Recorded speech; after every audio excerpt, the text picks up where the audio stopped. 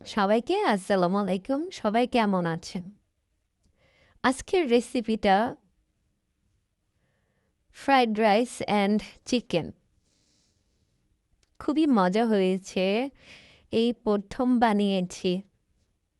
আসলে কি রান্নাবান্নার মধ্যেই নারীরা খুব মজা পেয়ে থাকে। রান্না হলো তাদের একটা জীবন সঙ্গী। রান্না হলো একটা তাদের আশা আকাঙ্ক্ষা। যতই আপনি রান্না করে মানুষকে আদর করে খাওয়ান না কেন, ইয়ে করেন না কেন, সব মনে করেন বৃথা।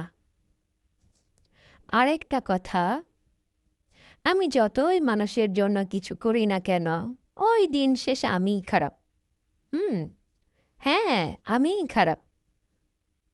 কলিজাটা কাইট্টা দিলেও আমি খারাপ, কলিজাটা না কাইট্টা দিলেও আমি খারাপ। দিন শেষে বলবে কলিজা তেলাও না হয় না এলু, না হয় না রে।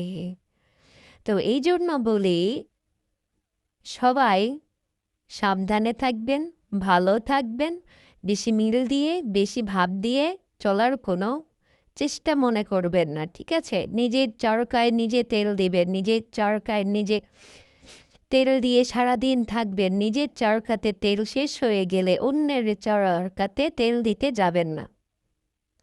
যখনই তেলটা দিতে যাবেন তখনই মনে করবেন, ও সে আবার ভাব জমাইতে আসছে, তার না কি জানি প্রয়োজন, তাই না?